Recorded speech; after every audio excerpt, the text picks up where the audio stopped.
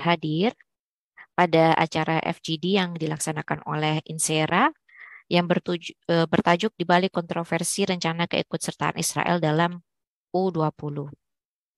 Mungkin sedikit untuk memperkenalkan diri, nama saya adalah Rizky Dianursita, dan kebetulan selain menjadi pengurus di INSERA, saya adalah dosen di Program Studi Hubungan Internasional Universitas Islam Indonesia, ya. Dan bagi Bapak Ibu semua yang mungkin masih baru berkenalan dengan INSERA, mohon maaf ini kameranya ada problem sedikit. Oke.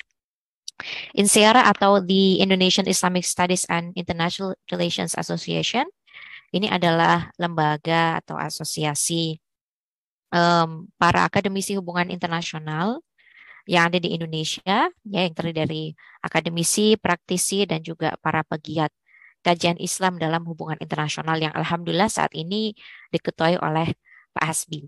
Ya, karena saya melihat ada beberapa nama yang mungkin agak baru di INSERA, ya. Saya ucapkan selamat datang kepada kawan-kawan semua dan terima kasih sudah menghadiri FGD yang kami selenggarakan pada pagi hari ini.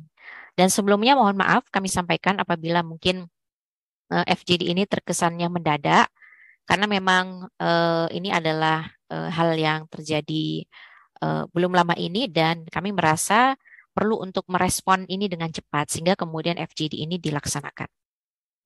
Baik, tanpa lebih melebihkan waktu atau memperpanjang waktu, nampaknya sebelum kita masuk ke FGD, kami persilahkan kepada Pak Hasbi Aswar, Dr. Hasbi Aswar untuk menyampaikan mungkin sepatah dua patah kata untuk sambutan pada agenda FGD di pagi hari ini. Ya, kami persilahkan kepada Pak Hasbi. Terima kasih Mbak Dian. Assalamualaikum warahmatullahi wabarakatuh. Para hadirin sekalian, ya, hadirin wal hadirat, pengurus INSERA dan teman-teman yang hadir pada hari ini yang ingin terlibat dalam fokus group discussion yang akan membahas tentang isu keterlibatan Israel di pagelaran Piala Dunia, ya, di Indonesia umur 20. Sebagaimana teman-teman sekalian memperhatikan beberapa minggu terakhir ini menghangat, memanas tentang fenomena ini. Ada yang pro, ada yang kontra. Dan saya menyaksikan memang di narasi-narasi media, ya, sampai hari ini kecenderungannya memang menyesalkan, ya, sikap Indonesia gitu. Kenapa disesalkan? Karena Indonesia terkesan standar ganda gitu. Standar ganda karena beberapa tahun yang lalu Israel sudah bolak-balik di Indonesia. Tapi kok sekarang Piala Dunia ini kemudian tiba-tiba beberapa kelompok kemudian menolak hal tersebut. Sebenarnya kalau kita lihat pemerintah Indonesia itu tidak menolak, ya. Kemudian, ya, nanti Budian bisa menjelaskan itu. Tapi publik yang menolak sehingga akhirnya pemerintah Indonesia tidak punya jalan lain, tidak punya pilihan lain kecuali menolak itu. Nah, apa motif-motif di balik semua itu? Apakah motif politik elektoral 2024 ataukah memang faktor kita sebagai negara yang anti penjajahan, ataukah seperti apa? Nah, ini adalah sebuah isu yang menarik untuk dibahas, teman-teman sekalian. Apalagi hari ini Israel itu kalau kita lihat negara-negara yang mengakui Israel dan menjalin hubungan diplomatik dengan Israel itu bisa dibilang sudah mayoritas begitu. Kecuali di dunia Islam, itu pun dunia Islam sekarang perlahan-lahan melakukan normalisasi dengan Israel. Gitu. Ada yang mengatakan semakin kita normalisasi dengan Israel, maka semakin mudah kita akan membuat Israel lebih peaceful. Tapi di pihak yang lain ada yang mengatakan buktinya selama Israel berdiri sampai hari ini, semakin banyak yang menjalin hubungan dengan Israel, tidak terjadi perubahan apa-apa gitu. Bahkan extrajudicial killing terus-menerus terjadi setiap hari gitu. Penggerusan tanah-tanah milik warga Palestina tetap menerus terjadi. Pelanggaran hukum internasional terus-menerus terjadi dan itu dilindungi oleh negara-negara besar. Nah, ini adalah ujian politik bagi Indonesia, ya. Ini sekalian menyampaikan kepada teman-teman sekalian bahwa walaupun olahraga ini adalah murni olahraga, pagelaran olahraga, tapi sebenarnya itu mengisi atau membawa misi-misi politik yang ada di situ gitu. Kalau dalam mata kuliah diplomasi itu ada yang disebut sebagai public diplomasi dan turunan dari public diplomasi adalah sport diplomasi gitu. Jadi tidak bisa dipisahkan antara olahraga dalam hal-hal yang sifatnya politik. Nah, nanti kita akan bahas itu lebih lanjut bersama para hadirin yang ada di sini. Jadi hari ini memang sengaja kita buat FGD karena kalau satu dua orang yang ngomong bisa jadi mungkin diskusi terpusat ke satu dua orang saja. Tapi kalau kita buat FGD maka lebih banyak kepala yang terlibat dan bisa jadi lebih banyak perspektif dan itu akan memperkaya perspektif kita hari ini. Dan tentunya kami dari Insera berharap bahwa kita berada di posisi membela kaum muslimin ya, satu hal. Yang kemudian yang kedua adalah membela kaum-kaum yang terzalimi gitu. Kalau Nabi itu pernah menyampaikan begini, unzur akhaka adzalim wal mazlum, gitu kira-kira kemudian ya. Tolonglah saudaramu baik yang zalim maupun yang terzalimi. Nah, gitu. Israel itu adalah saudara kita dari segi kemanusiaan. Oleh karena itu kita harus melakukan berbagai upaya untuk mencegah Israel melakukan kezaliman. Dan di sisi yang lain, kita juga harus membantu Palestina sebagai pihak yang terzalimi. Nah, bagaimana kita menyikapi hal itu perlu diskusi dan perlu sikap-sikap yang sifatnya proporsional. Saya ucapkan terima kasih atas partisipasi dan kehadiran teman-teman hari ini di forum ini. Semoga ini menjadi bagian dari upaya kita untuk untuk kebaikan ya, untuk kebaikan rakyat Palestina tentunya, dan berkontribusi terhadap mengisi diskursus di negara kita, bagaimana kita menyikapi hal-hal yang sifatnya seperti ini, isu-isu yang sifatnya sensitif, yang melibatkan isu kemanusiaan, politik, termasuk isu kultural atau olahraga yang ada hari ini. Itu saja mungkin saya ucapkan selamat mengikuti diskusi hari ini, forum diskusi hari ini, dan Mbak Rizky dan Nursita yang akan memimpin, yang akan menjadi pemantik dan akan memimpin diskusi hari ini. Saya kira itu saja, Mbak Dian. Assalamualaikum warahmatullahi wabarakatuh. Waalaikumsalam warahmatullahi wabarakatuh. Terima kasih banyak Pak Hasbi atas sambutan yang telah diberikan. Baik, Bapak Ibu semua, pada pagi hari ini saya akan menjadi pemantik sekaligus moderator untuk FGD kita. Maka dari itu izinkan saya untuk share screen sejenak ya, agar kita mungkin bagi yang sudah tahu alhamdulillah, tapi mungkin bagi yang belum tahu ya, baiknya kita melihat kronologi ataupun latar belakang, kita melakukan kilas balik terhadap apa yang sebenarnya terjadi kaitannya dengan Indonesia, posisi Indonesia sebagai tuan rumah yang ternyata kemudian tidak jadi, ya, dan kemudian juga keikutsertaan Israel dalam U20. Baik, Bapak Ibu semua, apabila kita bicara tentang U20, U20 ini merupakan kejuaraan dunia yang diperuntukkan untuk tim nasional yang berusia 20 tahun ke bawah, dan kebetulan berkaitan dengan U20 yang sebenarnya rencananya dilaksanakan pada tahun 2021, ada sejumlah negara Bapak Ibu semua yang awalnya mengajukan diri untuk menjadi tuan rumah. Ya, karena kalau kita bicara dalam politik internasional, seringkali event-event olahraga internasional itu bisa dijadikan alat atau bisa dijadikan means bagi negara-negara untuk bisa melakukan diplomasi publik seperti tadi yang sudah disampaikan oleh Bung Hasbi di dalam um, sambutannya tadi. Dan awalnya ada 5 negara yang mengajukan, yaitu Brazil, Indonesia, Peru, dan juga negara-negara dari Timur Tengah, ada Bahrain, Saudi, dan Uni Emirat Arab. Tapi kemudian kandidat terkuat adalah Brazil, Indonesia, dan Peru. Dan Indonesia alhamdulillah sempat memenangkan tender pada tahun 2019, tepatnya pada bulan Oktober, untuk bisa menjadi eh, rumah ya, tuan rumah penyelenggara FIFA U20 yang awalnya dicanangkan terlaksana tahun 2021. Tapi kemudian dikarenakan beberapa hal harus diundur ya, sehingga baru dapat terlaksana pada tahun 2023. Oke, mungkin ini yang sering kali disebutkan di berbagai media-media di Indonesia, bahwa Indonesia sudah melakukan berbagai upaya untuk mempersiapkan diri sebagai tuan rumah U20.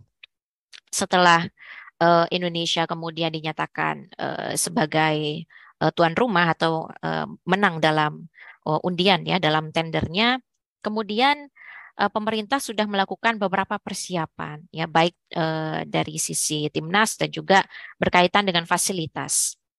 Ya, ada 6 stadion yang kemudian dicanangkan untuk bisa menjadi tempat bagi terselenggaranya FIFA U20. Ada di Jakarta, kemudian di Palembang, di Bandung, Solo, dan juga Surabaya, dan kemudian Bali. Walaupun di antara provinsi yang ada di sini, ya ada 2 yang menolak keikutsertaan Israel.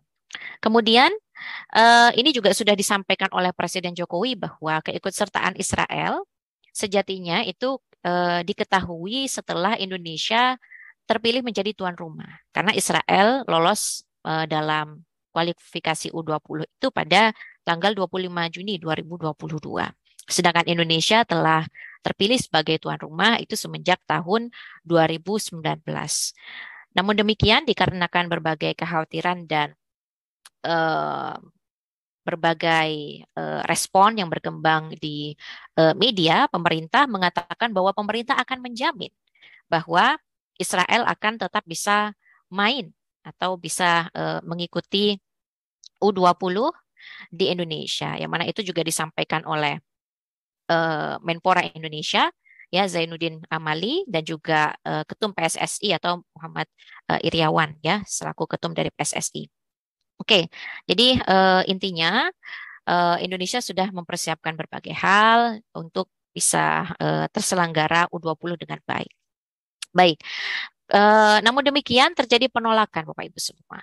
Baik yang datang dari sejumlah LSM atau NGO, ya misalnya seperti konferensi pers yang dilaksanakan atau dilakukan oleh Mercy atau Medical Emergency Rescue Committee dan juga BSMI, Bulan Sabit Merah Indonesia, AXO Working Group, ya, dan juga KISDI pada tanggal 29 Juni 2022. Kemudian di samping itu juga ada penolakan lain yang datang dari Gubernur Bali dan juga Gubernur Jawa Tengah, yaitu dari Pak Iwayan Koster, ya, Gubernur Bali, yaitu dengan menyampaikan surat penolakan Israel untuk bertanding, ya, pada tanggal 14 Maret 2023. Mengingat juga bahwa tadi mungkin sudah kami sampaikan di awal bahwa ada beberapa provinsi yang mana kemudian menjadi penyelenggara, termasuk diantaranya adalah Bali juga. Kemudian penolakan juga terjadi, ya, disampaikan oleh Pak Ganjar Pranowo, ya, Gubernur Jawa Tengah pada tanggal 24 Maret 2023. Dan tentu saja kalau kita melihat respon publik, terutama di sosial media, kita akan mendapati publik juga terbagi menjadi 2. Ada yang pro, ada yang kontra. Ada yang pro dengan penolakan Israel dalam U20 dan ada yang kontra dikarenakan um, Indonesia sudah mempersiapkan dan ini demi anak bangsa dan lain sebagainya. Sedangkan bagi yang menolak uh, Israel, keikutsertaan Israel dalam U20 di Indonesia itu dikarenakan alasan ideologis, ya alasan bahwa Indonesia dari dulu sampai sekarang komitmen untuk menolak penjajahan, ya sesuai dengan amanat konstitusi kita, dan juga opini yang berkembang berkaitan dengan inkonsistensi atau standar ganda dari FIFA, yang mana Rusia dilarang untuk bertanding, ya, tapi kemudian Israel tetap diperbolehkan. Ya, baik itu yang berkembang di masyarakat juga. Kemudian bagaimana respon terhadap penolakan yang terjadi, ya, dari Dubes Palestina untuk Indonesia, Pak Dr. Zuhair Al-Shun pada tanggal 15 Maret 2023 menyampaikan dukungan untuk Indonesia, menghormati apapun itu keputusan yang dipilih oleh Indonesia dan tidak mempermasalahkan keikutsertaan Israel pada FIFA, karena beliau menyampaikan bahwa walaupun ada Israel di situ, tapi bagaimanapun Palestina atau dalam hal ini dukungan terhadap Palestina tetap akan ada pada penyelenggaraan FIFA, pada penyelenggaraan Piala Dunia U20. Kemudian karena pro dan kontra yang berkembang di masyarakat semakin meluas, pada tanggal 29 Maret 2023, Presiden Indonesia Pak Joko Widodo menyampaikan pernyataan secara resmi yang mana pada intinya yang pertama, Indonesia tetap akan komitmen untuk menolak segala bentuk kekerasan yang dilakukan oleh Israel terhadap Palestina dan tetap mendukung adanya two-state solution. Kemudian di sisi lain, ya, Presiden Joko Widodo juga menyampaikan bahwa tidak mempermasalahkan keikutsertaan Israel dalam U20. dan juga mengatakan satu kalimat, yaitu jangan mencampur adukkan antara olahraga dengan politik. Ya, karena Indonesia sudah mempersiapkan segala macam, ya maka kali ini pada intinya masyarakat Indonesia sebaiknya mengalah dulu atau tidak mempermasalahkan keikutsertaan Israel.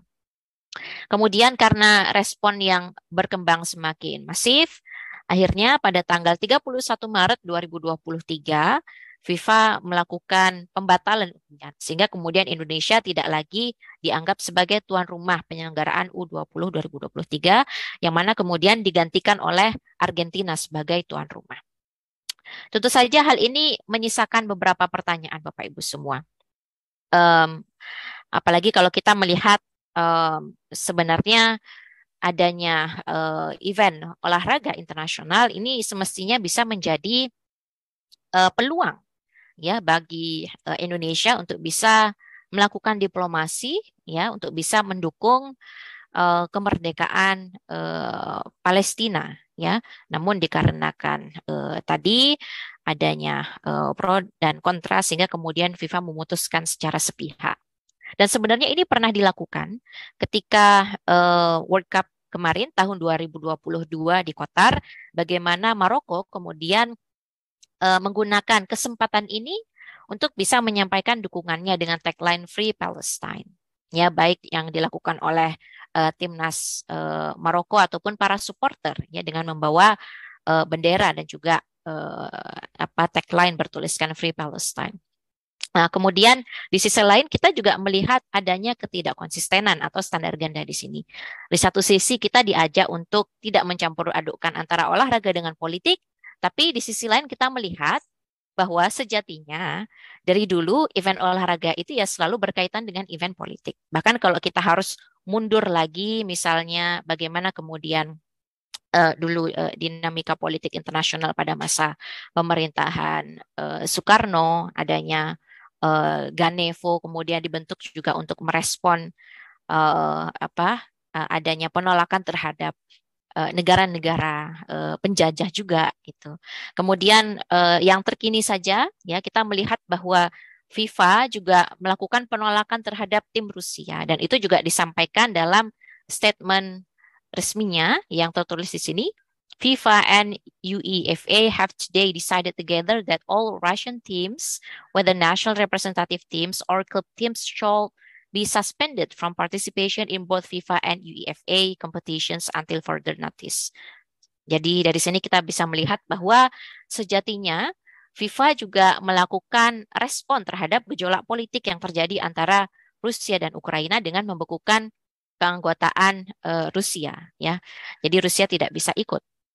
Nah, kemudian yang menarik adalah setelah kemudian Indonesia tidak menjadi tuan rumah, ya, dan juga Israel dalam tanda kutip bisa tetap bermain, respon Israel justru malah menunjukkan adanya kekerasan. Ya, seperti yang kita lihat di media-media pada tanggal 31 Maret 2023, pasukan Israel telah menembakkan gas air mata saat pertandingan antara tim Jabal Al-Mukabbir dan juga Balata ya di Faisal Al-Husaini International Stadium di Aram, Yerusalem Timur. Yang mana ini kemudian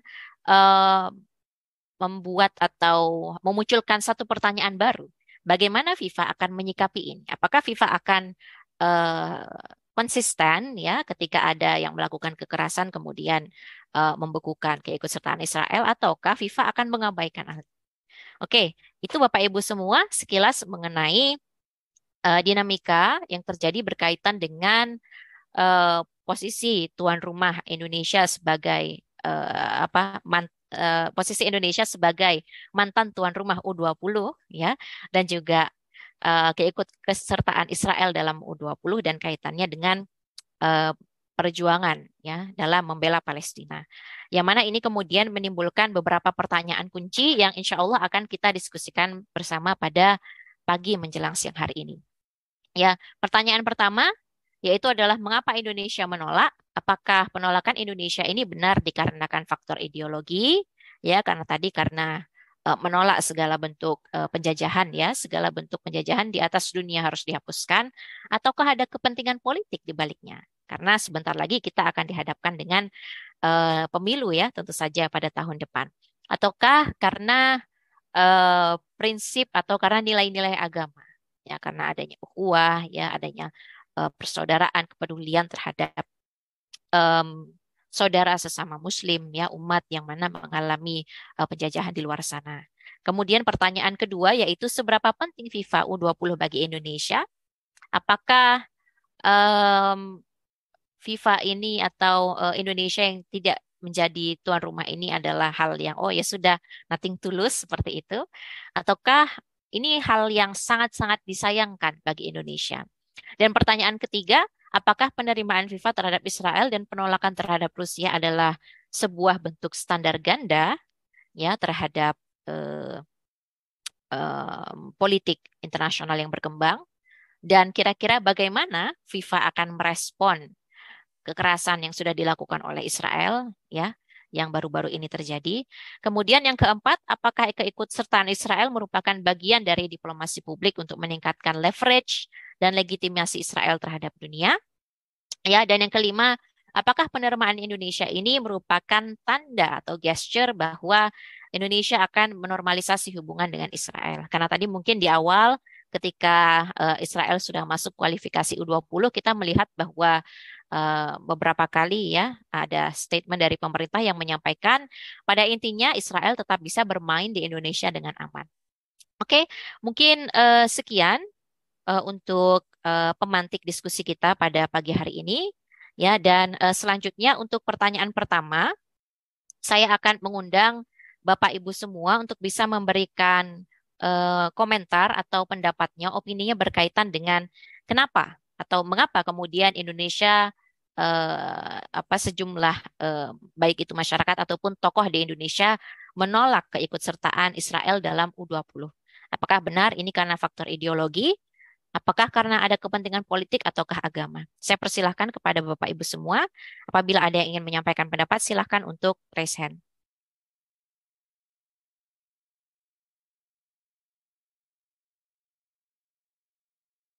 Ya, baik saya melihat di sini ada Bung Rudi Chandra. Ya, kami persilahkan kepada Bung Rudi, silahkan.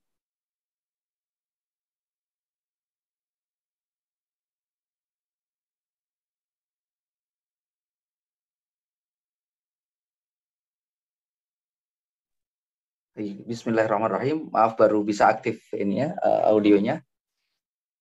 Terima kasih Mbak Rizky, Ustazah Rizky. Presentasinya luar biasa. Mohon maaf saya terlambat karena Ya, di sini baru selesai subuh ini. Saya lagi di ya, Turki Masya Allah. sekarang. Masya Allah. Oke. Menarik ya.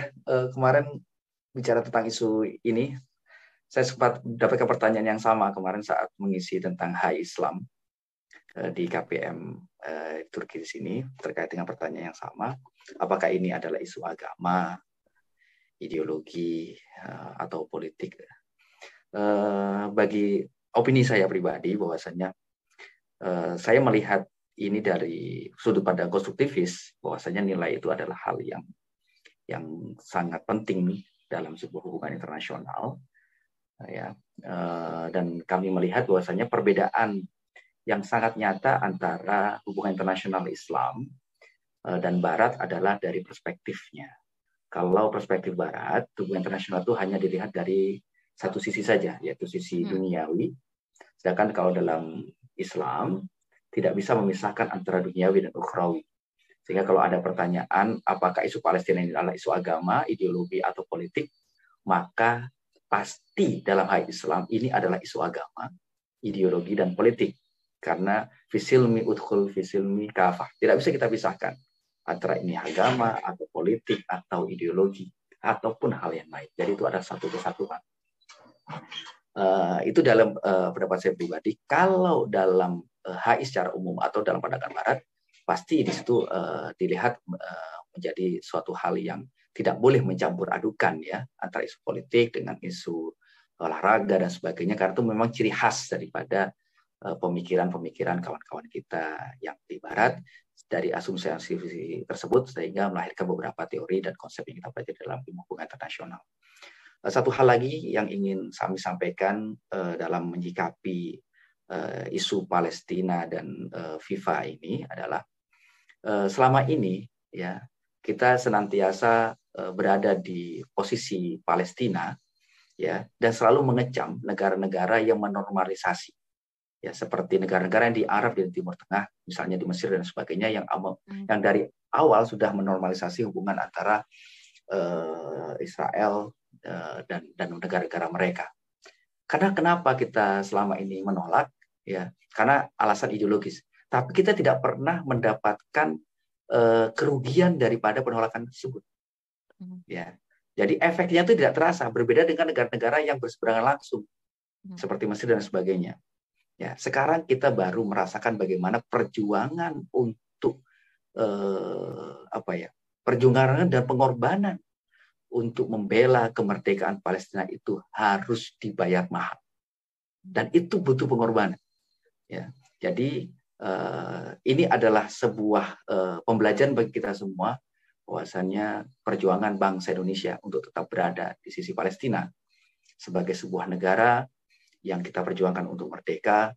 Juga di situ ada kawan-kawan kita kaum muslimin ya dengan pendekatan konsep al-ukhuwah al-islamiyah atau konsep ummah itu bisa menjelaskan mengapa kita berada di sisi Palestina. Dan yang terakhir kalau kita lihat dari maqasid syariah bahwasanya penjajahan itu telah merenggut dan mengambil semua ad-daruratul khamsah. Hifdzuddin akan hilang di situ. Itu nasl akan rusak. Ya hifdzul akal, pembelajaran pendidikan tidak bisa berjalan. Semuanya itu terampas karena isu penjajahan. Sehingga sudah jelas dari sudut pandang agama, dari sudut pandang ideologi, dan sudut pandang politik. Dan ini adalah pembelajaran bagi kita semua. Wallahu a'lam bishawab. Saya rasa ini tanggapan dari saya. Jazakumullahu khairan katsira. Assalamualaikum warahmatullahi wabarakatuh. Waalaikumsalam warahmatullahi wabarakatuh. Terima kasih banyak Ustadz Rudi ya, Bung Rudi atas tanggapannya. Saya pribadi juga menyepakati ini ya, bahwa ketika kita melihat apapun itu ya, tidak hanya permasalahan yang ubudiyah saja, tapi juga permasalahan sosial, semestinya kita bisa melihat ini secara muhit ya, atau secara menyeluruh, tidak secara parsial, bahwa ini juga sejatinya merupakan isu agama, karena bagaimanapun pesan untuk membela atau menolong yang terdolimi, terutama dari sesama umat ya, ini adalah pesan agama juga gitu. Ya, terima kasih banyak. Kemudian mungkin saya ingin mengundang Bapak Ibu yang lainnya, mungkin satu atau dua orang lagi untuk bisa menyampaikan pendapatnya berkaitan dengan pertanyaan yang pertama. Kami persilakan.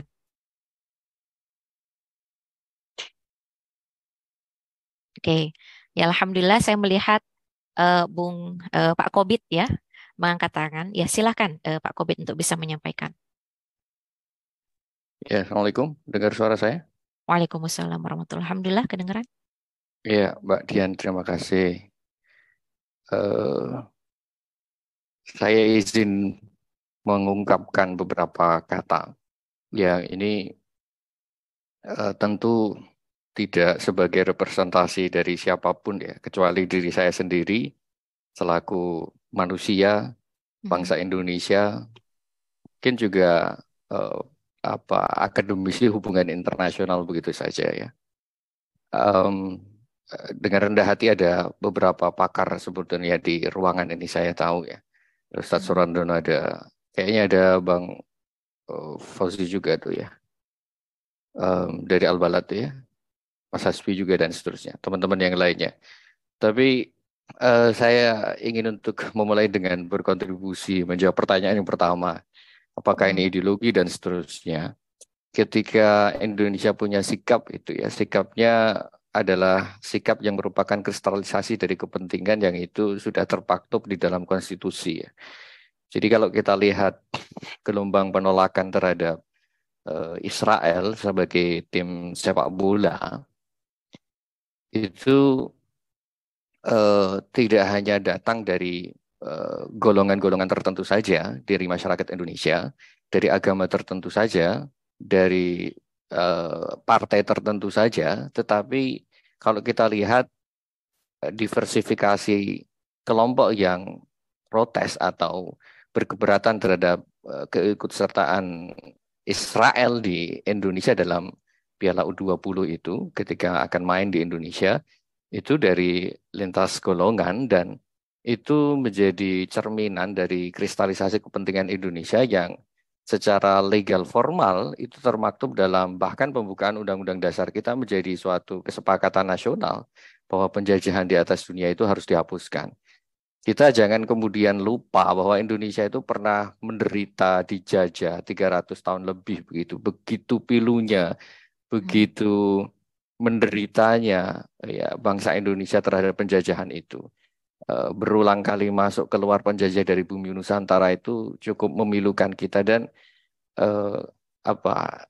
empati simpati yang berdasarkan pengalaman yang begitu mendarah-darah dari bangsa Indonesia yang berabad-abad dijajah itu tentu terefleksikan dalam semangat bersama dalam suatu bangunan yang namanya bangsa Indonesia, NKRI begitu. Nah, saya kira satu hal yang perlu untuk kita syukuri bahwa di kalangan elemen bangsa kita dari berbagai macam suku bangsa, dari berbagai macam golongan, itu masih ada semangat untuk anti terhadap penjajahan, imperialisme, kolonialisme. Itu satu hal yang patut kita syukuri ya. Jadi untuk menjawab pertanyaan yang pertama, saya kira dimensi penolakan terhadap Israel itu bukan hanya dimensi agama saja, tetapi kristalisasi dari kepentingan bangsa Indonesia yang menolak penjajahan imperialisme itu memang itu berdasarkan kepentingan seluruh bangsa Indonesia. Jadi itu yang pertama yang kesyukuran kita. Tetapi yang kedua, kita kan juga melihat ya banyak terutama di media sosial gitu ya. Banyak komentar-komentar yang kalau kita lihat media sosial itu kan ungkapannya kan tanpa disaring dan lebih impromptu ya, lebih murni, lebih genuine. Makanya penelitian digital analysis melalui big data dan seterusnya itu menyasar medsos-medsos itu lebih genuine dari sisi kita mengungkap perasaan hati yang tanpa ada tendensi apapun begitu yang ada di dalam hati masyarakat Indonesia itu seperti itu. Tapi kita melihat satu hal yang cukup kita prihatinkan ya, bahwa ada bahkan gerakan-gerakan yang secara terus terang mendukung penjajahan Israel gitu, dan itu diberi panggung begitu di publik kita gitu. Jadi satu hal kita patut untuk bersyukur karena masih ada rasa empati, simpati terhadap perjuangan bangsa yang sekarang sedang berjuang lepas dari penjajahan, dan kita dukung dengan all out gitu ya. Juga kita melihat yang kedua, adanya elemen dari masyarakat kita yang mau tidak mau, kita merasa bahwa bangsa kita kemudian menjadi terasa terpecah belah terhadap isu ini, dan yang bertepuk tangan tentu adalah pihak yang menjadi lawan bersama kita, yaitu penjajah Israel. Itu.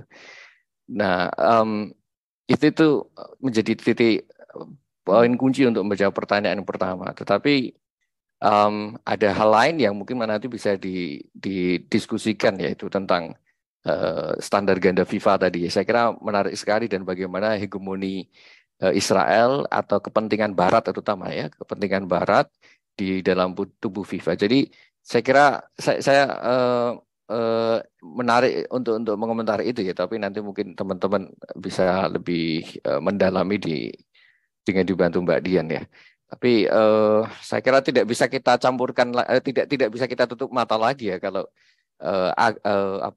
politik dengan atau kepentingan politik, urusan politik dengan olahraga, terutama dalam konteks FIFA, Olimpiade dan seterusnya itu tidak bisa dicampurkan. Ini suatu hal yang mustahil di era sekarang ini untuk kita memisahkan secara dikotomis, ini wilayah politik, ini wilayah olahraga, itu sulit. Kalau kecuali timnasnya itu nasnya dihilangkan saja gitu ya, benderanya dihilangkan saja, bukan bendera Israel, bukan bendera Indonesia. Jadi Jadi bendera yang tidak kita kenal gitu dan tidak merepresentasikan siapapun, tidak ada bendera, tidak ada lagu olahraga, ya lagu kebangsaan yang diperdengarkan itu. Jadi kan mungkin dia punya planet sendiri gitu kan. FIFA itu katanya punya kedaulatan sendiri ya. Jadi punya planet sendiri, nggak tahu planetnya mana. Jadi impossible lah olahraga dipisahkan dengan politik dalam konteks perkembangan antar bangsa sekarang loh ya.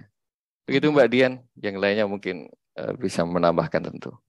Oke, baik. Terima kasih banyak Bung Kobit ya atas pendapat yang sudah disampaikan.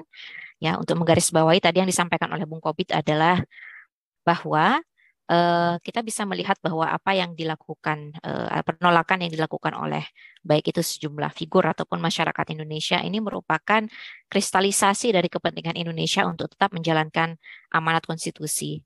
Dan penolakan ini bisa kita lihat dari berbagai dimensi, terutama mengingat bahwa Indonesia secara sejarah juga memiliki sejarah penjajahan yang cukup panjang, sehingga penolakan yang dilakukan oleh sejumlah elemen ya tidak hanya mungkin kelompok tertentu ya dalam hal ini yang biasanya menyuarakan kemerdekaan bagi Palestina ini menjadi hal yang patut untuk disyukuri karena ternyata yang peduli dengan Palestina itu juga beragam ya dan pemisahan politik dengan olahraga ini adalah hal yang impossible ya untuk di masa sekarang ya itu menggarisbawahi apa yang disampaikan oleh Bung Kobit. Baik, selanjutnya mungkin satu orang lagi untuk pertanyaan pertama sebelum kita mendiskusikan pertanyaan selanjutnya. Apakah ada?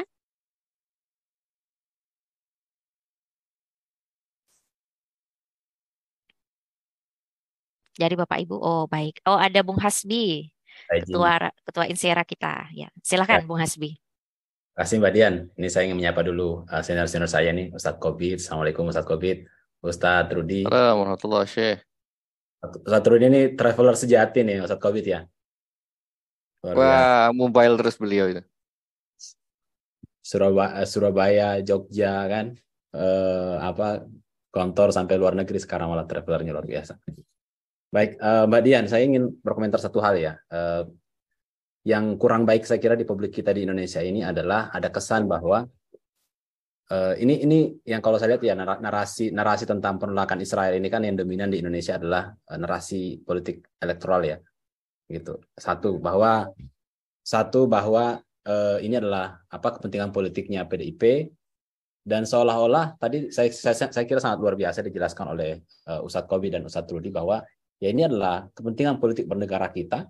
Ini adalah kepentingan politik yang paling fundamental karena bicara mengenai jati diri bangsa. Kita mau dipandang seperti apa oleh negara lain?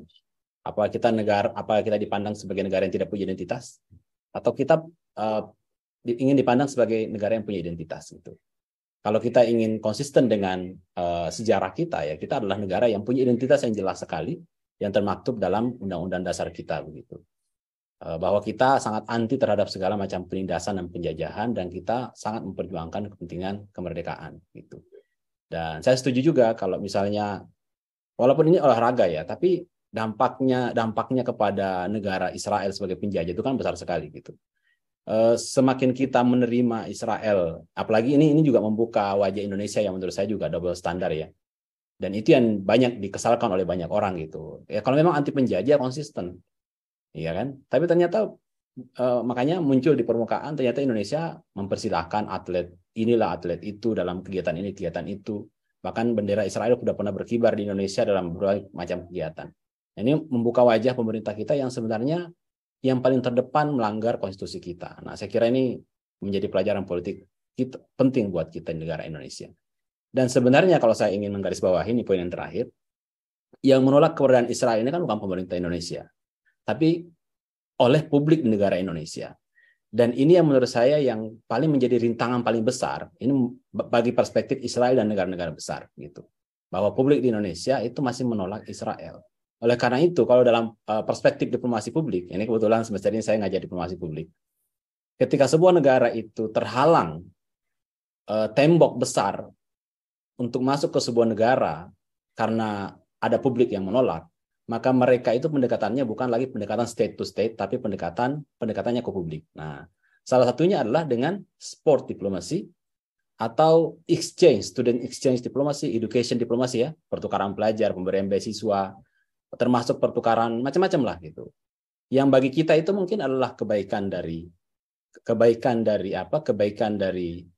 negara Israel, tapi sebenarnya itu bagian dari politik mereka. Termasuk ketika Israel itu mengirimkan support diplomasi ke Indonesia. Israel sekarang kalau saya lihat itu sudah diakui oleh mayoritas negara di dunia. Jadi fokusnya sekarang adalah merangkul publik di negara-negara yang anti Israel supaya publik itu berubah cara pandangnya karena ada proses cultural exchange di sana, dan perlahan-lahan itu akan menjadi legitimasi buat pemerintah Indonesia untuk ya sudahlah, publik kita sudah welcome kok sama Israel, ya sudah. Nah, nanti tinggal dibumbu-bumbui. Ya walaupun kita bekerja sama dengan Israel, ya kita tetap mendukung kemerdekaan Palestina. Tapi saya kira itu sudah tidak, bumbu-bumbu itu sudah tidak berlaku lagi ya, karena sejak Jordan itu tahun 90-an, kemudian Mesir di tahun 70-an malah itu normalisasi dengan Israel, saya kira kontribusinya tidak terlalu besar, atau bahkan kontribusinya tidak kelihatan untuk menghentikan kesewenang-wenangan Israel terhadap Palestina. Jadi saya kira sikap kita ini harus menjadi contoh teladan bagi dunia, termasuk bagi dunia Islam atau bagi perlawanan terhadap penjajahan gitu. Dan ini saya kira bagus sekali gitu. Ini akan menjadi amal jariah kita kalau kita tetap mempertahankan ini gitu.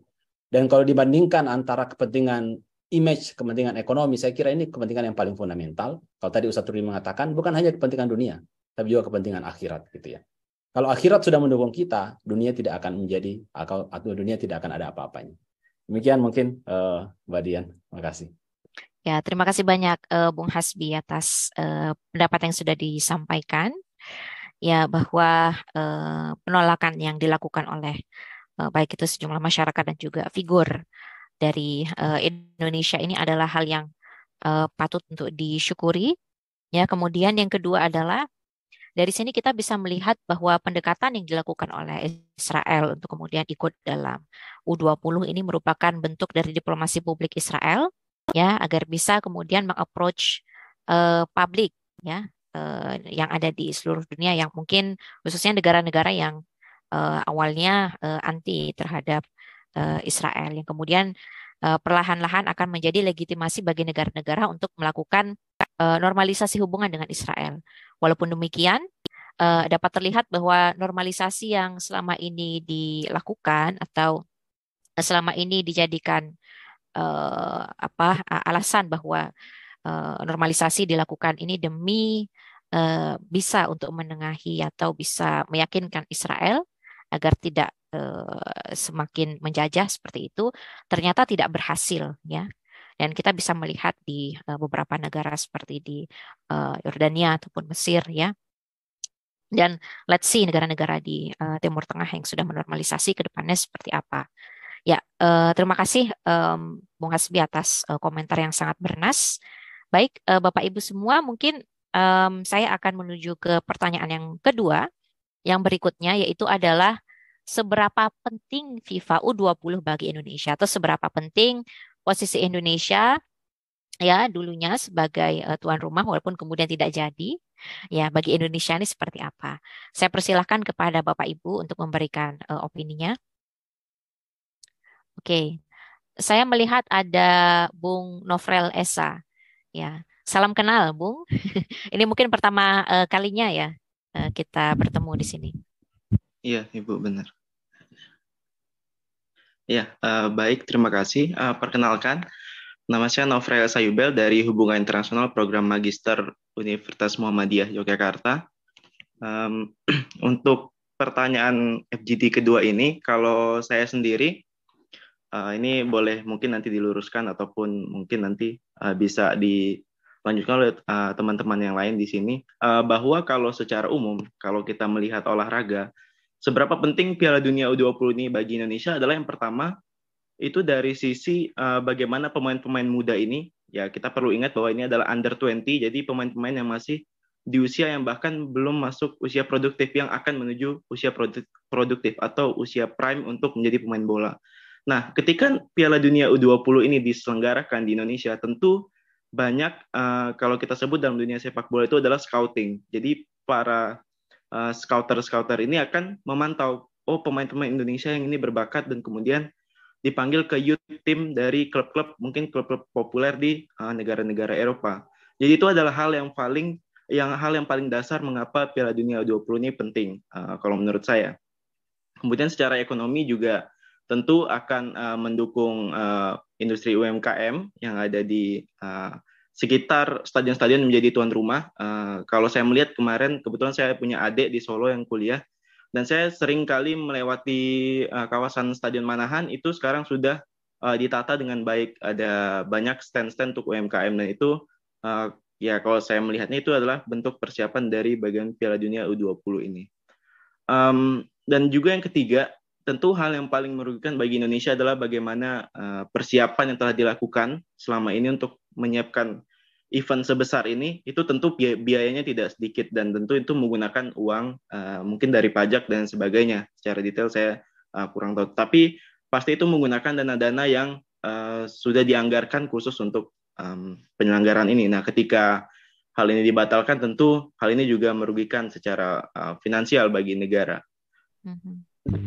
Mungkin saya tidak bisa melihat dari sudut pandang perspektif Islam karena saya seorang Katolik, tapi menurut saya ini adalah bentuk standar ganda yang sangat mendasar. Bagaimana betul tadi yang dibilang oleh teman-teman sebelumnya, bahwa di zaman kontemporer ini sudah tidak bisa politik dan olahraga dipisahkan. Karena pada zaman COVID, seperti yang kita ingat ketika ada kasus pembunuhan George Floyd di USA, itu tim-tim di Liga Inggris itu mengkampanyekan Black Lives Matter di liga mereka dengan memakai band tertuliskan Black Lives Matter, kemudian mengangkat satu tangan dan lain sebagainya sebelum pertandingan. Jadi tidak mungkin bisa dipisahkan antara politik dan juga olahraga. Termasuk juga ketika timnas favorit saya, timnas Jerman yang ingin memakai ban kapten pelangi atau yang melambangkan LGBT di Piala Dunia Qatar kemarin. Dan karena Qatar itu tuan rumah dan mereka adalah tamu, lama-kelamaan Jerman ini melunak. Nah, itu yang maksud saya, bagaimana sebenarnya kalau menurut saya tidak apa-apa jika Israel itu tetap ikut, dan juga tidak apa-apa jika Indonesia tetap mau menunjukkan stances-nya terhadap Palestina, yaitu dengan seperti tadi yang sudah dipaparkan Ibu Dian, seperti timnas Maroko yang Free Palestine, ya, kalau saya tidak salah, itu bisa dilakukan Indonesia, karena Israel sebagai tamu menurut saya tidak mungkin melawan hal itu. Jadi ketika kita mungkin ingin, ya dalam tanda kutip, menyindir tentang kemerdekaan Palestina, mungkin menurut saya tidak apa-apa jika menggunakan hal seperti itu, karena kembali lagi politik dan olahraga tidak bisa dipisahkan. Begitu juga dengan FIFA dan UEFA yang melarang Rusia bertanding di Eropa maupun di kancah dunia. Karena kalau mungkin di sini ada yang nonton Champions League musim ini, itu di grup H, grup paling terakhir, ada klub dari Israel namanya Maccabi Haifa. Itu dari Israel yang bergabung dengan PSG, Juventus, dan juga Benfica.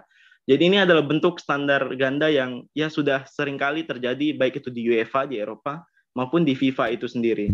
Jadi kalau menurut saya ini adalah kerugian yang sangat besar, karena kembali lagi seperti yang dinyatakan oleh kapten dari timnas Indonesia kita U20 Hoki Caraka, mereka hanya ingin bermain bola, dan jika memang kita ingin menunjukkan stances kita terhadap Palestina dalam olahraga ini, lebih baik menggunakan cara yang digunakan oleh timnas Maroko tadi, karena seperti yang kita tahu sepak bola adalah olahraga yang sangat populer dan banyak mata yang memandang. Jadi sebaiknya gunakanlah perkembangan audiens itu dalam sepak bola dengan melancarkan kampanye-kampanye itu.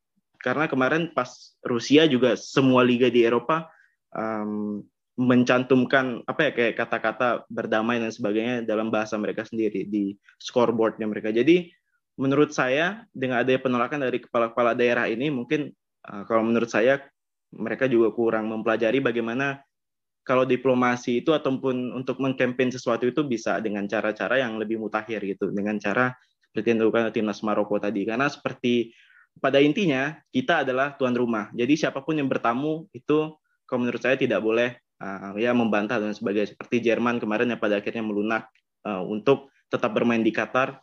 Seperti itu menurut saya. Terima kasih atas waktunya. Baik, terima kasih Bung Novrel atas pendapat yang sudah disampaikan. Ya, jadi kalau saya harus menggarisbawahi yang disampaikan oleh Bung Novrel, panggilannya apa ini, by the way? Novrel aja, Bu. Oh ya, Novrel. Ya, sama saya juga alumni dari HIPM UMY ya, jadi salam kenal.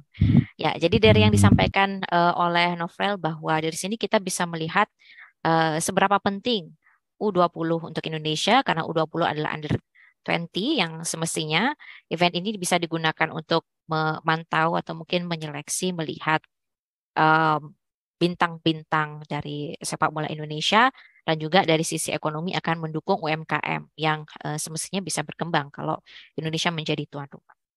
Namun demikian, Bung Novel juga sepakat dengan standar ganda yang ada. Ini sekaligus menjawab pertanyaan yang nomor selanjutnya ya, nomor ketiga, bahwa antara politik dengan olahraga tidak bisa dipisahkan dan menurut Bung Novel juga semestinya kemarin ya Indonesia bisa memanfaatkan momentum ini untuk kemudian menunjukkan stance-nya terhadap Palestina ya untuk membela kemerdekaan Palestina seperti yang dilakukan oleh Maroko.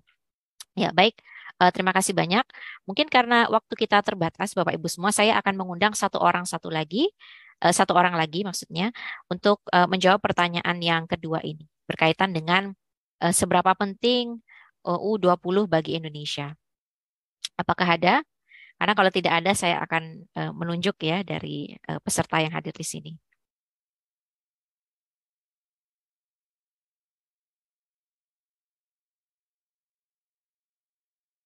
Silakan. Oh, ada Pak Sur. Ya, Assalamualaikum Pak Sur. Waalaikumsalam Mbak Dian. Ya, monggo Pak Sur, silakan. Ji. Ya, syekhnya sudah keluar ini. Boten. Jadi mungkin saya agak berbeda dengan ustadz-ustadz sebelumnya, Ji. Jadi dalam benak saya ketika kita bicara hari ini justru katakanlah gagasan tentang fikih boikot begitu, kita perlu kaji lebih jauh begitu. Karena hari ini ketika kita cerita tentang fikih boikot itu masih sangat tidak sistematis begitu. Jadi para ulama-ulama Islam pun ketika kita berbincang tentang Yusuf Qaradawi, ketika bicara boikot itu ya hanya, mohon maaf, hanya sesaat dan tidak sistematis begitu. Sehingga sebenarnya ini malah kontraproduktif dalam benak saya. Maka kita harus belajar tentang bagaimana membangun boikot yang memang benar-benar efektif begitu. Karena selama ini ketika kita bicara boikot, ya mohon maaf, sebenarnya bukan untuk mendegradasi Israel gitu. Sesungguhnya kalau kita baca lebih jauh tentang sikap-sikap pemerintah Indonesia terkait tentang isu-isu Islam dalam kajiannya Rizal Sukma, itu sesungguhnya ya hanya untuk kepentingan elektoral gitu, bukan kepentingan substantif konstitusional untuk melindungi katakanlah untuk anti kolonialisme dan macam-macamnya begitu. Sehingga harusnya umat Islam itu dari awal ketika berbincang tentang isu ini jangan reaksioner begitu. Kalau reaksioner itu mohon maaf hari ini kita nggak bisa pungkiri malah menimbulkan sebuah ya disintegritas di kalangan umat Islam begitu. Bukan kohesivitas gagasan, tetapi justru disintegrasi begitu. Sehingga justru ini membuat katakanlah di Indonesia juga terbelah kanan kiri yang juga tidak produktif begitu seumpama. Di Timur Tengah juga tidak produktif dan ini juga tidak membuat katakanlah Palestina semakin gagah begitu seumpama dalam pandangan saya. Sehingga ketika kita memboikot, kita harus jelas untuk katakanlah ilatnya seperti apa, fikih besarnya seperti apa katakanlah, dan kemudian cara-cara boikotnya itu seperti apa. Jangan sampai boikot itu hanya sekedar solidarity isu saja tanpa kemudian diikuti dengan technical issue begitu. Hari ini ketika kita bicara boikot itu ya hanya dalam konteks verbal saja, tetapi kemudian tidak diikuti dengan aktivitas-aktivitas yang lebih sistematis. Seumpama ketika dulu ada aksi boikot terhadap seumpama katakanlah produk-produk dari negara yang melakukan Denmark yang melakukan tindakan-tindakan yang mencederai umat Islam. Ketika Prancis juga mencederai umat Islam sehingga kemudian boikot kepada Danone, boikot kepada sejumlah merek kue seumpama. Ternyata kemudian karena kita nggak sistematis, justru kemudian lama-kelamaan malah kemudian yang boikot itu jangan-jangan yang tidak siap begitu. Sehingga dalam bahasa saya, tanpa mengurangi kita respect untuk kemerdekaan Palestina, mari kita belajar lebih jauh karena hari ini justru yang untung itu malah mohon maaf malah Israel. Jadi aksi boikot kita itu malah merusak diri sendiri begitu. Karena apa? Karena kita tidak mempersiapkan gagasan boikot ini secara bagus. Sehingga hari ini diskusi tentang, mohon maaf, cerita boikot pada Israel terkait tentang katakanlah kompetisi Piala Dunia di U20 ini justru tidak menghasilkan sebuah gagasan yang semakin meminggirkan Israel. Tapi Israel tetap malah dapat panggung begitu.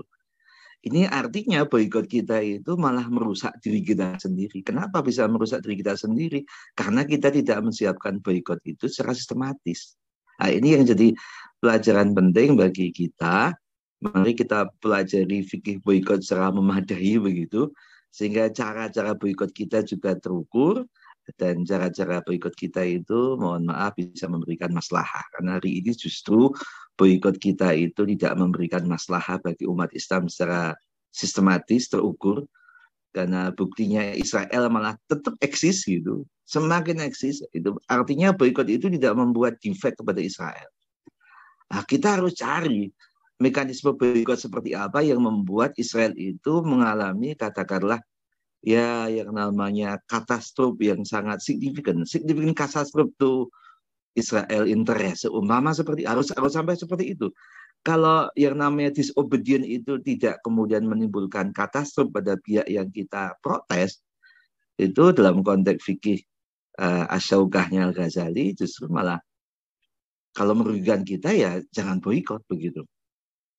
Kalau seumpama kemudian kita memboikot justru malah kita sendiri yang porak-poranda, pihak yang boikot masih bisa tertawa-tawa, masih mendapatkan panggung. Nah, sebenarnya kita hari ini tidak kreatif untuk membangun strategi boikot.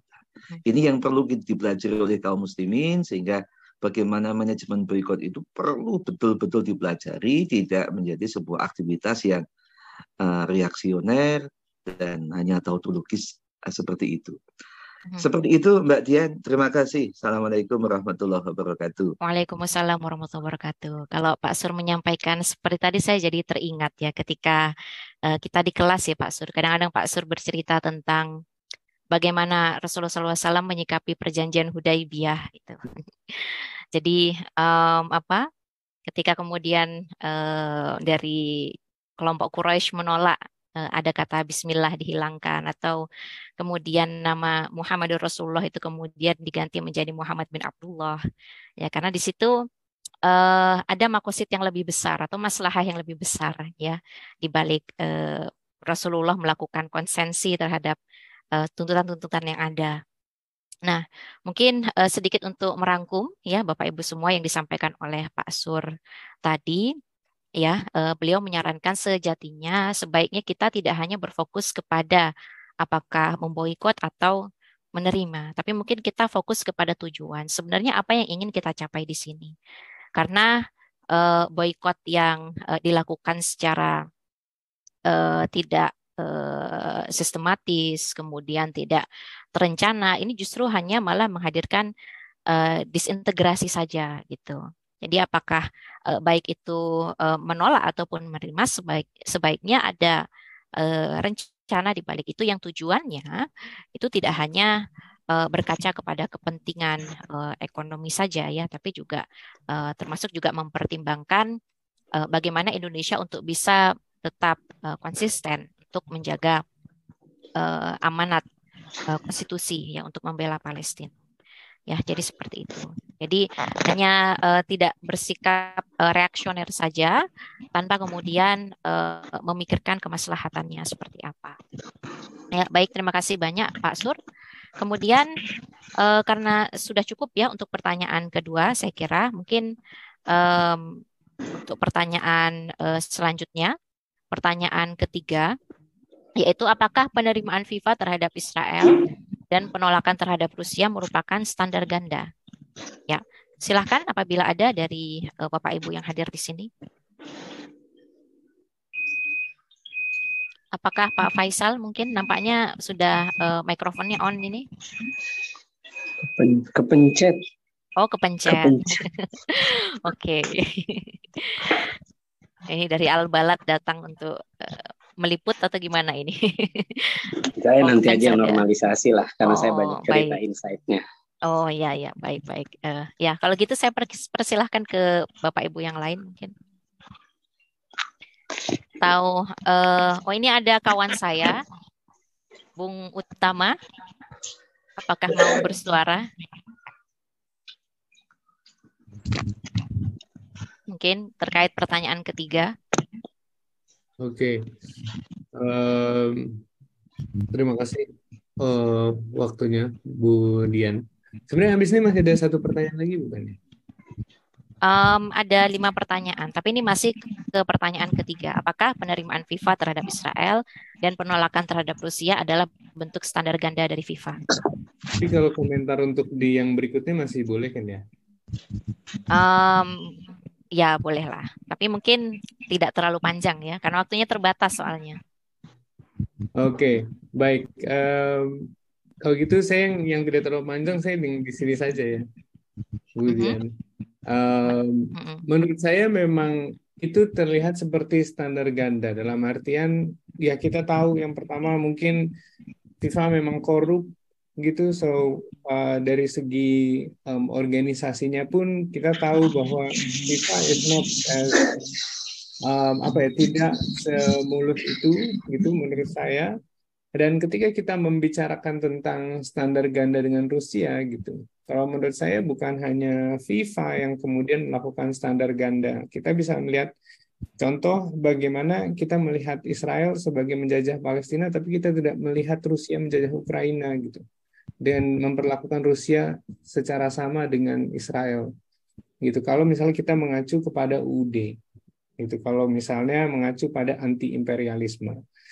Nah, jadi standar ganda menurut saya di FIFA ya, FIFA melakukan standar ganda kalau pendapat saya. Dan what should we do? We have to play with it kalau menurut saya. Jadi saya mengutip dari George Stone ya, ini lobbyistnya Donald Trump. Kebetulan saya mengajar kelas lobby.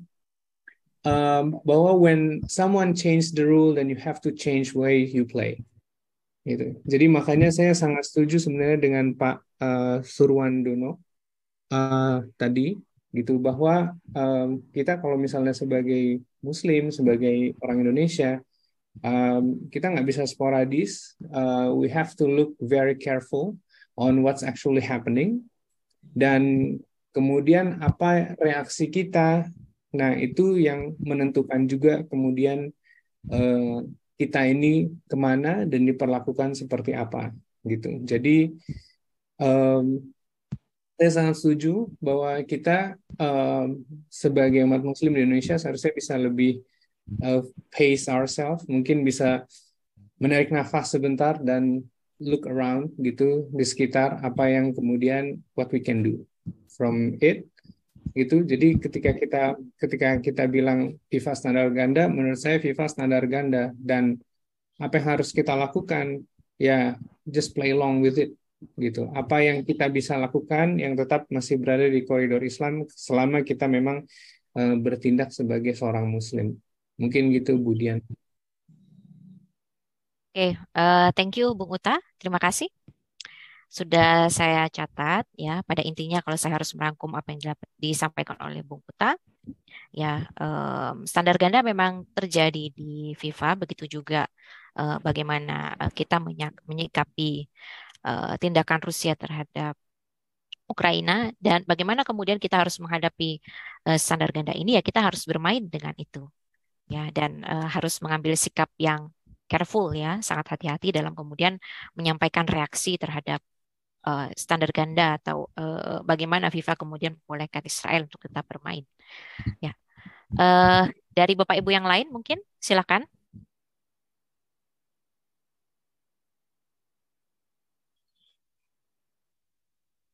Apakah ada?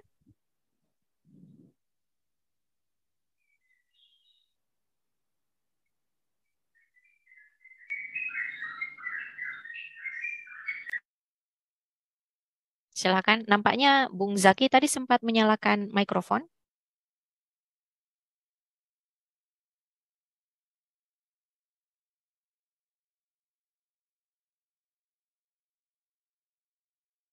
Halo? Ya. Atau Bung Hasbi mungkin mau menyampaikan? Ya. Ini kajian yang menarik kemudian ya. Saya ingin mungkin merespon tadi pendapatnya Ustadz Surwandono ya. Saya mau maaf Ustadz Sur ini tadi lupa menyapa nih, ternyata juga saya tidak melihat beliau ada hadir nih, beliau sesepuh kita di Insera, penasihat Insera. Semoga Ustadz Sur tetap selalu sehat ya Ustadz Sur. Dan kita doakan Profnya segera turun nih Ustadz Surwandono. Amin. Baik, yang pertama adalah ya saya kira sangat setuju sekali ya bahwa sebagaimana yang Sayyidina Ali katakan ya, kejahatan yang terstruktur akan mengalahkan kebaikan yang tidak terstruktur begitu. Dan kalau kita lihat memang apa yang membuat Israel itu dari ribuan tahun tidak punya negara sampai punya negara sampai hari ini itu karena ada aksi-aksi politik terstruktur yang mereka lakukan. Dan sayangnya kita umat Islam hari ini tidak punya langkah-langkah terstruktur. Bahkan kita malah bertekuk lutut ya di negara-negara besar yang membackup Israel gitu. Itu berarti juga standar ganda sebenarnya gitu. Nah, seharusnya memang kita harus mulai dari, atau umat Islam memang harus punya literasi politik yang lebih gitu, memahami konteks masalah penjajahan dan seterusnya, sehingga kita bisa mengambil langkah yang betul-betul konsisten dan istiqomah. Nah, apa yang Indonesia pertontonkan hari ini kan pemerintah kita itu memang mempertontonkan bahwa sebenarnya bukan double standar, tapi kita memang sebenarnya sudah menerima Israel. Tinggal nunggu formalisasi aja. Hanya masyarakat saja yang bertahan gitu. Itu satu. Yang kedua adalah, tapi menurut saya kenapa kita penting untuk memberikan respon? Karena kalau tidak ada respon sama sekali, maka ini akan menjadi penilaian dari aktor-aktor politik gitu, baik Indonesia, pemerintah Indonesia maupun negara-negara yang sudah normalisasi dengan Israel, termasuk Israel sendiri. Bahkan saya sempat berpikir bahwa bisa jadi begini, bisa jadi itu sebenarnya pemerintah Indonesia tahu konsekuensi politiknya. Indonesia mau menerima FIFA, cuman Indonesia itu ingin melihat sebenarnya. Makanya mungkin ini sama dengan testing the water lah gitu. Indonesia ingin tahu bagaimana sih sikap publik Indonesia terhadap ini, karena beberapa waktu terakhir itu kan Israel sudah bolak-balik. Cuma memang coverage-nya tidak sebesar ini karena ini adalah Piala Dunia. Nah, cuman saya kira ini ada perjalanan Indonesia, apalagi beberapa tahun terakhir Amerika sudah melakukan ini ya, persuasi terus-menerus ke Indonesia gitu, Amerika Serikat. Mengiming-imingi Indonesia sesuatu untuk normalisasi dengan Israel. Jadi, dan penghalang negara sudah tidak ada. Nah, tinggal penghalangnya dari publik gitu. Nah, sehingga menurut saya walaupun memang sporadis dan tidak terstruktur, nampaknya memang suara-suara itu tetap harus ada. Karena kalau tidak ada, maka akan dibaca oleh kekuasaan, oleh penguasa bahwa frekuensi atau chemistry pemerintah yang sudah relatif welcome dengan Israel itu ternyata publik juga sama. Nah, gitu. Kalau sudah begitu, maka jalan normalisasi akan terjadi. Dan saya kira yang ditakutkan oleh PDIP juga mungkin sama ya, termasuk dari Bali juga sama. Ada ketakutan bahwa terjadi pergolakan. Walaupun memang tadi kata Mas Novrel ya, kita ada kerugian politik dan lain-lain sebagainya. Tapi contoh saja misalnya, aksi 212 dan lain-lain yang melibatkan ribuan orang itu katanya itu merugikan Indonesia sekian triliun. Gitu. Dan itu akan, kalau kita hitung-hitungan mungkin bisa jadi ketika Indonesia, ini saya kira hitung-hitungan pemerintah kita ya, kalau misalnya pemerintah kita tetap menerima Israel sementara publik dalam suasana marah, suasana tidak setuju, bisa jadi terjadi pergolakan, aksi, dan itu membuat ujung-ujungnya juga Israel tidak datang dan Indonesia akan semakin rusak dan dampak secara ekonomi dan strategisnya juga akan lebih besar gitu. Nah, kesalahan terbesarnya ada pada pemerintah Indonesia yang dari awal sudah tahu kalau ada potensi seperti ini gitu. Kenapa akhirnya menjadi masalah seperti ini? Karena gara-gara pemerintah Indonesia yang sudah tahu bahwa tidak akan mungkin publik menerima gitu. Tahun kemarin seharusnya kan Indonesia sudah bilang, maaf, kami belum bisa menerima karena kondisi publik kita begini, ya kan? Sehingga para pemain kita yang U20 itu tidak kecewa gitu siang malam latihan kan. Jadi yang harus dipersalahkan ini adalah pemerintah kita gitu kira-kira. Saya yakin mereka orang cerdas yang bisa berpikir gitu.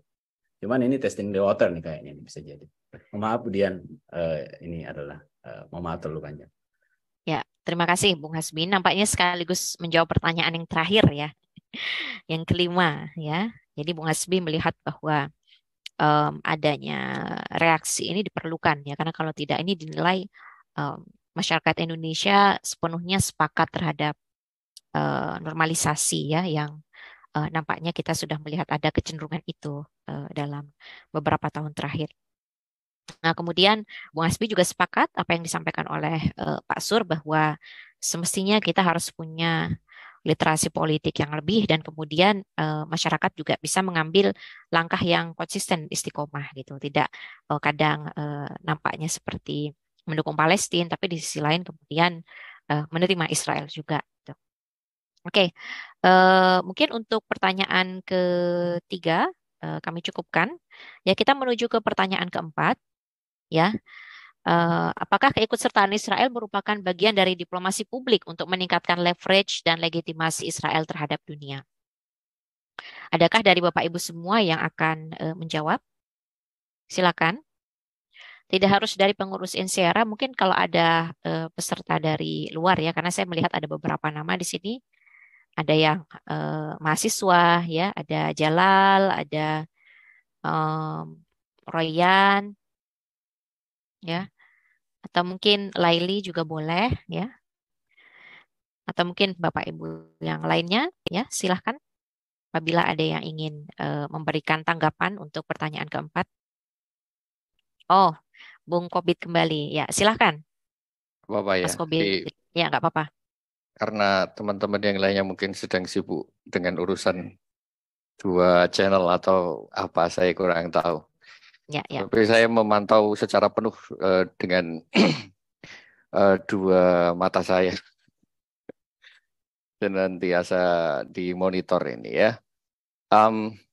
Apakah itu leverage bagi Israel, dan apakah itu merupakan bagian dari diplomasi publik? Tadi kayaknya Mas Tama atau siapa tadi sudah memberikan dalil ya yang cukup absah bahwa Mas Tama ya, dan tadi ngomong masalah dia mengambil mata kuliah lobby diplomasi publik ya tadi ya.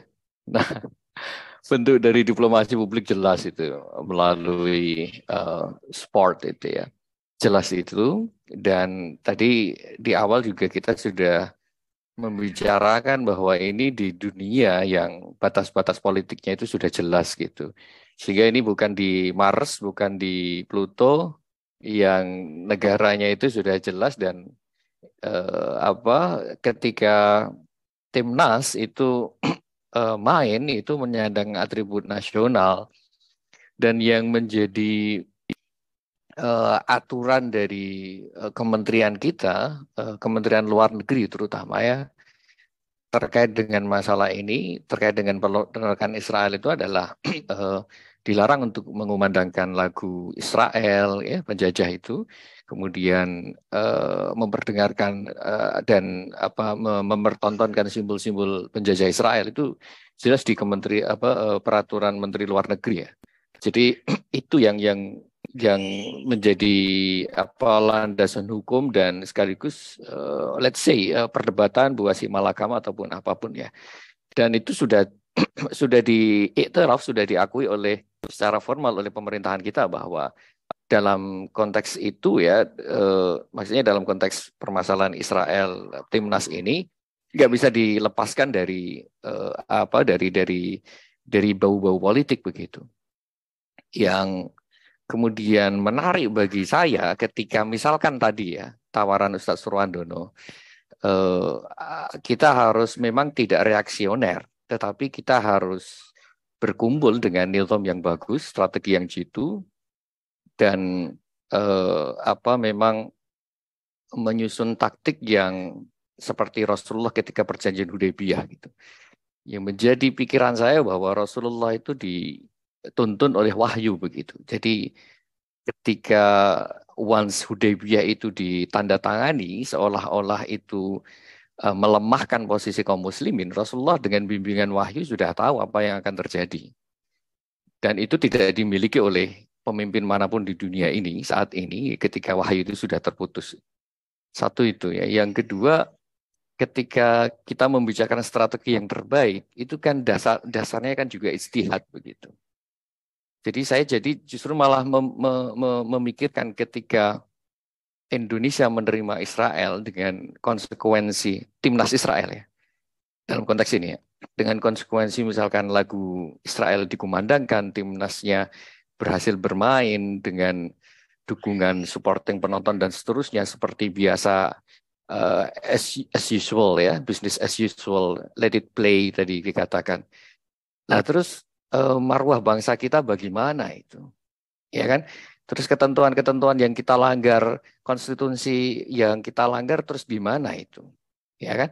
Dan lagi pula kalau dari sisi misalkan timnas kita bisa menang gitu ya, oke lah. Jadi juara Piala Dunia U20 bisa mengalahkan Israel itu diplomasi yang luar biasa bisa mengalahkan Israel. Tapi apakah bisa timnas Indonesia itu kemudian memenangkan perhelatan itu seperti Israel bisa lolos kualifikasi dengan fair, sementara kita hanya mengandalkan sebagai tuan rumah. Gitu. Saya kira kembali kepada strategi-strategi yang ijtihadi juga gitu, Ustaz Surwandono ya saya kira. Jadi kalau kita mempersilahkan Israel untuk let's say melemahkan kita dalam konteks Hudaybiyah, kita membuat excuse untuk kita menang, apakah ada jaminan kita menang ke depannya? Dalam konteks sepak bola ini, apakah timnas Indonesia sehebat timnas Israel yang menang U20-nya menang Piala Eropa begitu ya?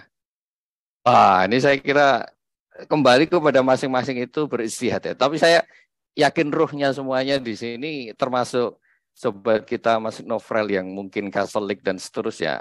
Ada beberapa teman-teman Indonesia yang non-Muslim juga. Tetapi kita kan bisa melihat ya bahwa semangat atau spirit untuk anti kolonialisme, anti imperialisme itu spirit bangsa Indonesia lintas agama, lintas suku dan seterusnya. Dan itu yang patut kita syukuri begitu.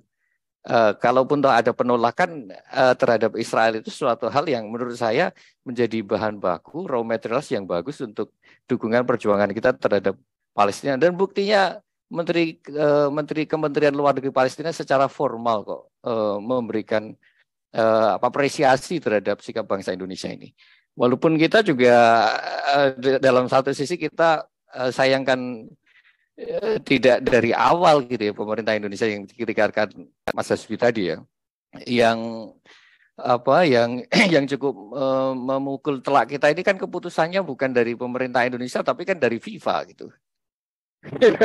Kalau FIFA-nya mengatakan no problem gitu, saya yakin Jokowi dengan konferensi persnya langsung sudah menjamin bahwa itu akan tetap dilaksanakan itu.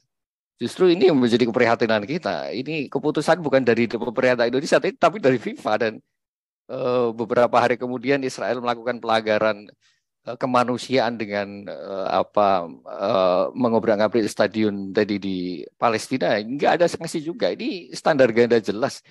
Matamu melihat itu, katanya Pak Harwanto Dahlan dulu itu. Itu nggih. Matur nuwun. Nggih, matur nuwun Mas Kobit. Jadi kalau boleh saya rangkum, intinya kalau kita menerima itu madharatnya lebih besar ya.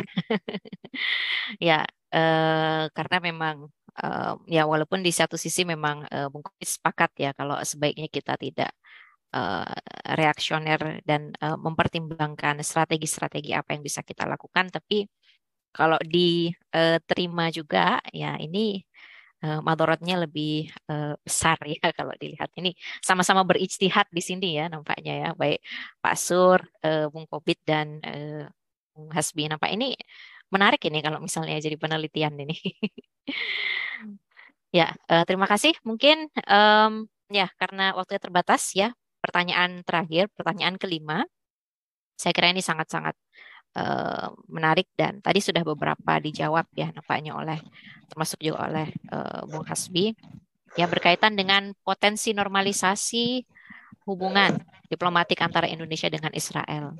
Apakah ini merupakan penerimaan Indonesia, dalam hal ini pemerintah Indonesia maksud saya, ya, yang menerima Israel untuk bisa tetap bermain di U20, ya, apabila kemarin Indonesia menjadi tuan rumah, ini merupakan gestur dari normalisasi hubungan antara Indonesia dengan Israel. Ya, silahkan. Apakah ada? Oh, saya melihat Bung Rizky Hikmawan, silahkan. Bismillah, Assalamualaikum warahmatullahi wabarakatuh. Waalaikumsalam warahmatullahi wabarakatuh. Selamat pagi menjelang siang, rekan-rekan, para asatizah semua. Izinkan saya untuk berbagi pemikiran ataupun ide ya di poin nomor 5 ini. Sebenarnya dari apa yang baru saja terjadi, saya pikir ini juga menjadi satu kode keras gitu ya bagi pemerintah sebenarnya, bahwasanya resistensi atau penolakan terhadap normalisasi hubungan antara Indonesia dan Israel itu nyata. Karena sebagaimana yang kita ketahui bahwa dalam beberapa tahun terakhir, bahkan sebelumnya 10-20 tahun terakhir, isu mengenai normalisasi hubungan dengan Israel itu sudah berkembang. Mungkin yang salah satu yang paling terkenal itu adalah ucapan dari Gus Dur ya, rahimahullah, yang mengatakan bahwa tidak ada masalah seharusnya untuk bekerja sama dengan Israel. Tetapi dari apa yang kita lihat, bisa jadi sebenarnya ya pengalaman Indonesia terkait tuan rumah FIFA U20 ini juga menjadi suatu sinyalemen bagi pemerintah bahwa memang normalisasi dengan Israel itu adalah sesuatu hal yang masih jauh panggang dari api. Artinya masih sulit untuk dilakukan. Dan hari ini terjadi karena beberapa variabel yang cukup mendasar. Dan yang saya pikir, yang tadi juga sudah disampaikan oleh beberapa pendapat ya, terkait mengenai masalah konstitusi.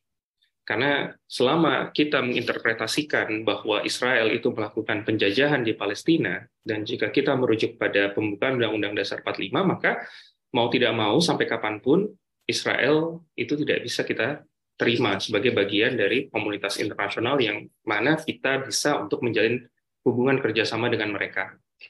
Karena ini memang dikawal oleh konstitusi. Dan saya pikir keunikan yang terjadi di mana para pemimpin politik dari PDIP gitu ya, seperti Wayan Koster ataupun Ganjar Pranowo menyuarakan hal tersebut karena memang mereka masih memegang teguh ajaran dan prinsip-prinsip dari Soekarno, termasuk yang terwajentahkan di dalam pembukaan Undang-Undang Dasar 1945.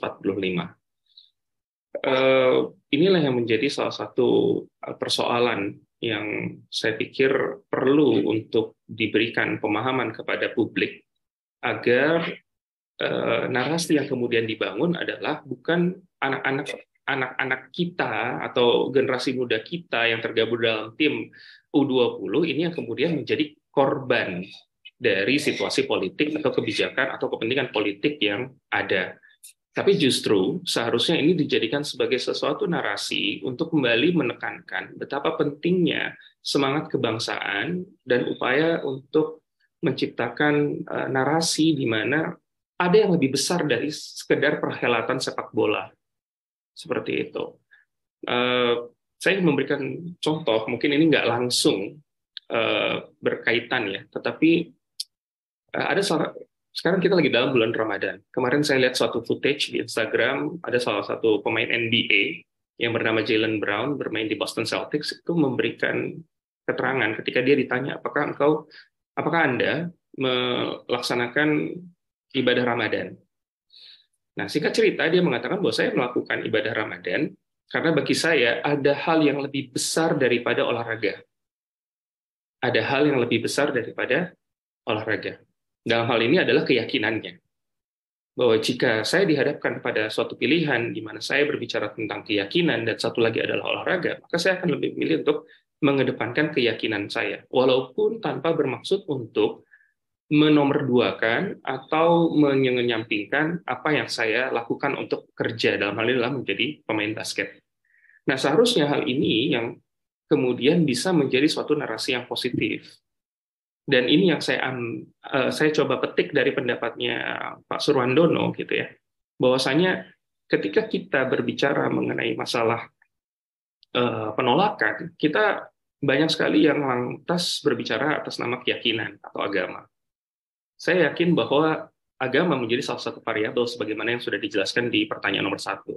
Tetapi yang juga tidak boleh kita lupakan adalah bahwa selain masalah Palestina, ini bukan masalah agama semata. Saya punya kawan misalnya, orang Palestina itu Kristen, dan mereka juga anti-Israel. Mereka juga karena konteks di sini adalah bukan Israel Yahudi yang kemudian lantas mengopresi seorang Muslim gitu ya, atau Kristen di Palestina, bukan. Tetapi bagaimana apa yang dilakukan oleh tentara Israel itu adalah mengopresi kemanusiaan, dan itu di atas agama.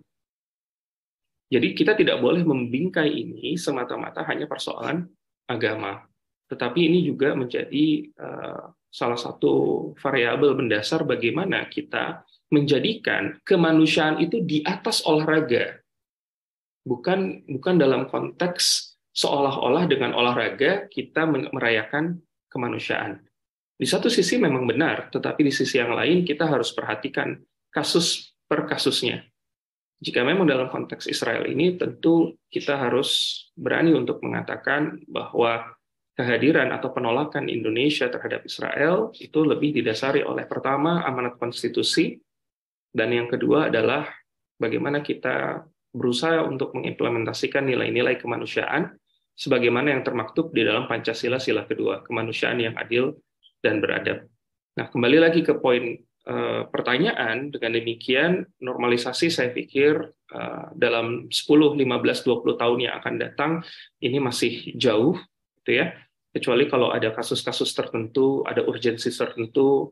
Jadi misalnya kalau disamakan, Saudi aja mau tuh untuk normalisasi gitu ya, atau Uni Emirat Arab sudah melakukan, kenapa Indonesia yang sebenarnya itu jauh dari Timur Tengah itu lantas harus masih mau untuk menolak kerjasama? Ya, maka kita sampaikan bahwa kita berbicara dalam dua ranah tadi. Pertama, kita bicara soal konstitusi, dan yang kedua itu soal urgensi. Urgensinya apa? Arab Saudi jelas mereka butuh Israel hari ini. Mereka butuh Israel karena mereka butuh pelabuhan Haifa. Mereka butuh Israel karena mereka punya rencana untuk membangun jembatan Salman yang menghubungkan kota Neom dengan Sharm el-Sheikh di Mesir, di Sinai. Dan di satu sisi ada perjanjian bahwasanya barang siapa yang melewati atau yang berupaya untuk melakukan sesuatu terhadap Teluk Aqobah, maka harus meminta izin kepada 3 negara, Mesir, Yordan, dan juga Israel.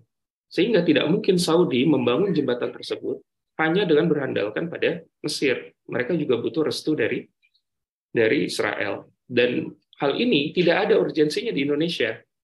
Kalaupun dibilang bahwa Israel bisa memberikan kita investasi dan sebagainya, belum ada data yang sah ataupun yang valid.